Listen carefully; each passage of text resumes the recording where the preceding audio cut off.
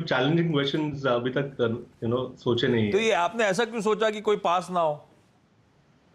भाई सब पास भी हो सकते हैं, उसमें कोई दिक्कत थोड़ा ना, इंटरेस्टिंग होना चाहिए सवाल।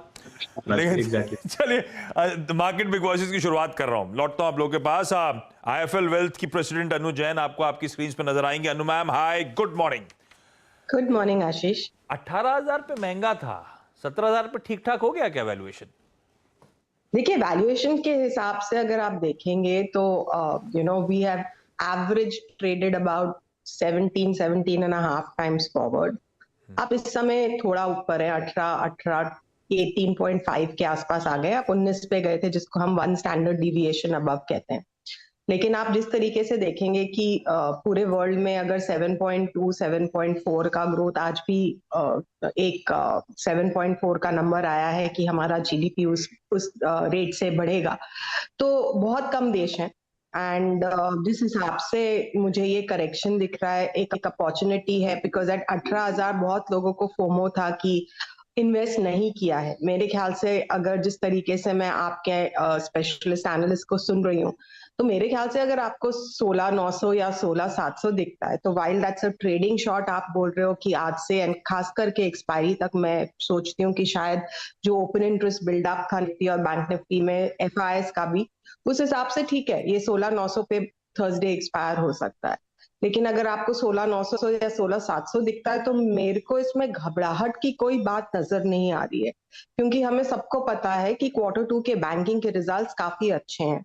हम कह सकते हैं कि काफी कुछ प्राइस में है, बट जब चीज अच्छी है, जब क्रेडिट ग्रोथ अच्छा है, और कहीं वर्ल्ड में ये दिख नहीं रहा है, तो it's a matter of time before आपका बैंक निफ्टी सपोर्ट लेता है। जिस तरीके से आपने पिछली बार भी देखा था कि बैंक निफ्टी ने संभाला था, पिछली बार आपका जो डाउनसाइड था वो टेक से आया था।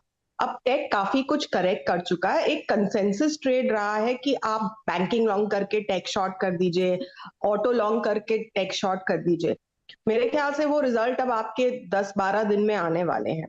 अगर आपका एक भी रिजल्ट उसमें ठीक ठाक आ गया ना, तो आपको वहां पे भी एक जो कंसेंसस शॉर्ट था वो काफी हद तक कट जाएगा, या पीपल विल से कि okay now it's come to a level कि ये 2-5% में कंसोलिडेट करेगा, बट डाउनसाइड लिमिटेड है। तो वो जब हो जाएगा तो आपके निफ्टी को भी सपोर्ट मिलेगा, चाहे वो 16,800 के लेवल पे मिले या 1750 पे मिले, वो कहना मुश्किल है। बट मेरे ख्याल से आप एक लेवल ऑफ कंसोलिडेशन में हो, जिसमें आपको अगर लॉन्ग टर्म के लिए इन्वेस्ट करना है, तो ये टाइम में आपको अच्छे स्टॉक्स मिल रहे हैं। एंड जो ऊपर 18,000 से अब नीचे आके, आई मीन ऑनेस्टली 5% है, बट स्टॉक वाइज तो काफी कुछ 7-8% भी करेक्ट कर चुके हैं, जो एक ऑलमोस्ट आधे साल का रिटर्न है। तो मेरे को तो ये एक इन्वेस्टमेंट पॉइंट से अच्छा लग रहा है। वो सब कहते हैं इंडिया एक रिलेटिव आउट परफॉर्मर, वो स्क्रीन पे दिखता भी है। तो बेसिकली अनु मैम, ये शॉर्ट टर्म डाउन ट्रेंड है, और दरअसल अगर अच्छे स्टॉक्स, क्वालिटी स्टॉक लेने का मन था, तो अच्छे मौके दे रहा है बाजार, इसको ऐसे रीड करूं? जी। अच्छा अच्छा, दूसरी तरफ, क्योंकि आप लोग वेल्थ मैनेजमेंट में हो, पोर्टफोलियोज मैनेज करते हो, क्या, क्योंकि ग्लोबली एक वो अंडरटोन ये है कि इक्विटीज थोड़ी सी ओवर वैल्यूड नजर आती हैं, फिक्स इनकम में शिफ्ट करो ऐसा कहा जा रहा है, आप लोग ऐसा पोर्टफोलियो को रिजेक्ट कर रहे हो क्या? जो हमारा एसेट एलोकेशन है, उसमें जो इक्विटीज है वो 70% एलोकेटेड है। तो वहां पे वो 30% का अभी भी नीचे में स्पेस है कि हम एलोकेट इक्विटीज को कर सकते हैं। बट जो क्लाइंट्स का एलोकेशन है, चाहे वो 50-50 है या 60-40 है, वो उस अनुसार ही चल रहा है। इनफैक्ट जब रीबैलेंसिंग होती है, तो वो उस हिसाब से ही होती है कि पहले डेट कम किया था, अगर किसी किसी क्लाइंट को करना है ऊपर, बिकॉज अब यील्ड्स जा रहे हैं ऊपर, तो वहां पे शायद थोड़ी बहुत रीबैलेंसिंग हो। बट वो हो सकता है कि आपके गोल्ड के एलोकेशन से भी हो सकती है, बिकॉज गोल्ड का आउटलुक कोई बहुत ज्यादा अच्छा नहीं है। एंड बहुत पोर्टफोलियोज में 3 से 5% गोल्ड भी होता है। तो अगर हम 2-3% से अगर फिक्स्ड इनकम ट्वीक कर रहे हैं, तो वो उसमें से भी हो सकती है, जरूरी नहीं है कि इक्विटी क्लास से ही हो। ओके, अच्छा, जो आपने शुरुआत करी थी कि अच्छे मौके हो सकते हैं एक्यूमुलेट करने के, इस मार्केट करेक्शन में अच्छा समय खरीदारी करने का, तो ऐसी कौन सी fundamentally strong companies IIFL Wealth को नजर आ रही हैं जो शायद ये नियर टर्म स्टॉर्म को आसानी से वेदर कर पाए? जैसे कि मैंने पहले भी कहा था, हमें बैंकिंग में सबसे ज्यादा पॉजिटिव है। हाँ।